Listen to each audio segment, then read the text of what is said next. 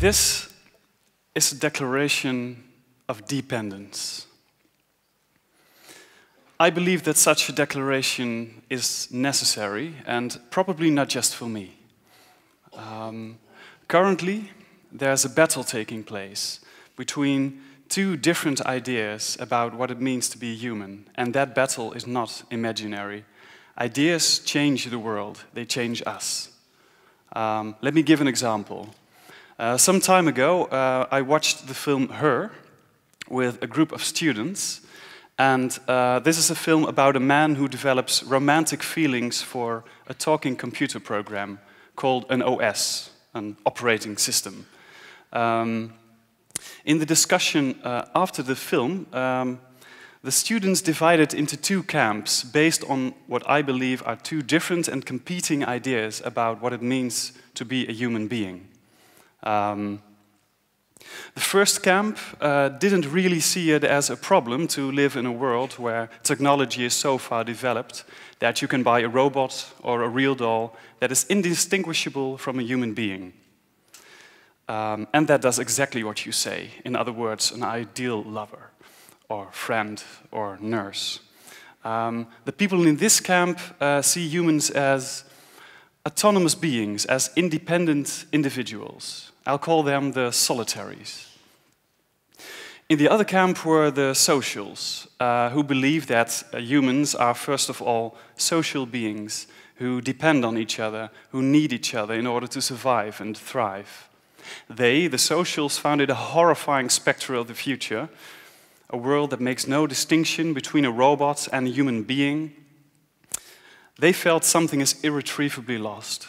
They answered the question, can you fall in love with an AI or an OS? With an emotional, no, you can't. And I agree with them. Because love doesn't work like that. People don't work like that. We are not made that way. We are not solitary, independent individuals. We are social beings. Without others, we don't even know who we are. Ask yourself, who am I? Well, I can say I am a son, but I can only say that because there are others, my parents, who recognize me as such. I can say I'm a great lover, but again, if I'm the only one who thinks so. A lot of recognition, okay. For a deepest sense of who we are, we depend on others. So, ask yourself, who are we without the ones we love? This is a motto of my second book, and it's a quote from the singer-songwriter Patrick Watson. It's one of my favorites. Who are we without the ones we love? Well, look again at the film poster. The film is called Her, but the only one I see is him. She's not there. And he's not happy. He is heartbroken, he is abandoned, hurt, and I don't think it's a coincidence that in that state he is receptive to a computer program that gives him the illusion of communicating with another person. The thing is, and I almost find it incredible that we keep forgetting it, you cannot replace a human being. You cannot replace a human being. Anyone who ever lost someone dear to him knows that. So, why do we keep forgetting it? Why do we find the promise of a life where we don't need anyone so tempting? Why are we taught we should be independent and that it is a good thing if you can make it on your own? Is it the illusion of invulnerability? If you don't need anyone, no one can hurt you. If you're alone, no one can leave you. Let's talk about love.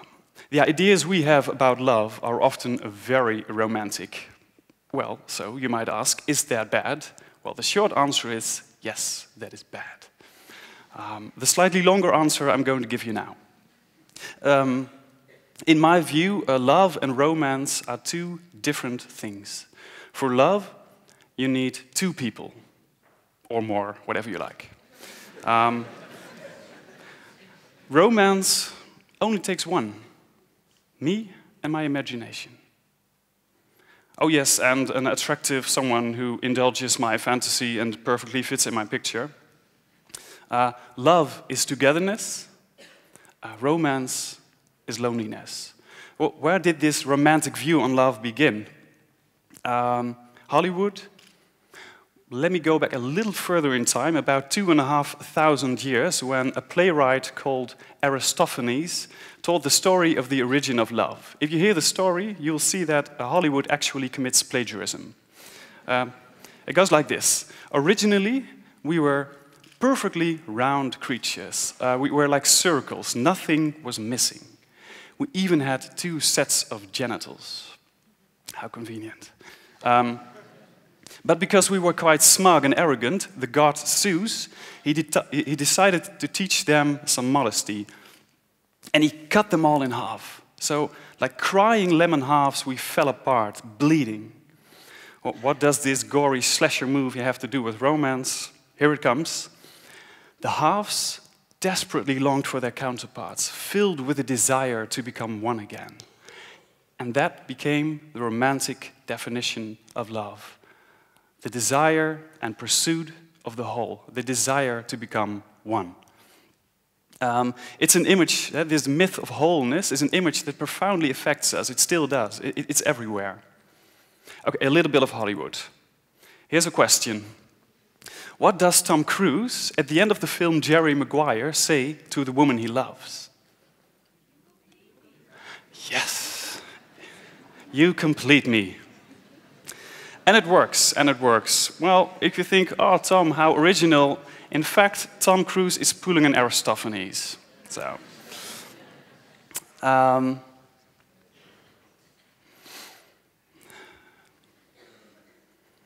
it's a beautiful story, the story by Aristophanes, and it certainly can teach us something, and that is that we are incomplete beings who are lacking something we can never find in ourselves. But the cure, becoming one, is unrealistic, is a romantic fallacy. In fact, it's an antisocial fallacy. There is a kind of violence in romance, in that desire to become one with someone else. Because love in real life is more than me and my desire, is more than me and my feeling. Love is a relationship. It takes 2 to love. Sounds logical, right? That it takes 2 to love. Then why do we forget this again and again? Well, it's not that we're malicious or selfish by nature, but our time is romantic. And we are children of our time, thus, so are we. We are romantics. And this is very important, we are also consumers. And that is, we are taught to look at the world as if it were a web shop or a catalog, always looking for the best bargain. And, of course, to always keep the receipt in our back pockets. So if the car or phone or lover disappoints, you can trade them in for a better model. You deserve it. Well, when in our minds these 2, romance and consumption, go together, then we become romantic consumers on the love market. And that is asking for relationship wrecks. I don't know if that's the word, relationship wrecks. Well, now it is. Relationship counselors and therapists, they tell me that actually this romantic consumerism pays for their second house in France. So some people are happy with it. Because the other person is not an object or product. He or she is not even the man or woman of my dreams. He or she is a real, living human being. Again, love is a relationship. Love is knowing that you're not alone. Well, what does the future look like? Who is on the winning side? Are it the independents, the solitaries, or the dependents, the socials? Well, I often hear people say, who are looking for a relationship, you know, I want someone who wants me, not needs me. Well, maybe you said it yourself, or maybe you heard it, but it's not going to work that way. We don't stand in love, we fall in love. So one way or another, we have to take care of each other. If we continue to see our dependency as a weakness, if we continue if we try to find all happiness and safety and love only in ourselves, we will lose the ability to love. And that means losing ourselves. So We don't need more romance. We don't need more consumerism. We don't need more isolating technology to finally realize complete emotional independence. We need declarations of dependence. Love itself is a declaration of dependence. I love, therefore I am dependent. In fact, to be a human being is to be a walking declaration of dependence. Just look at us.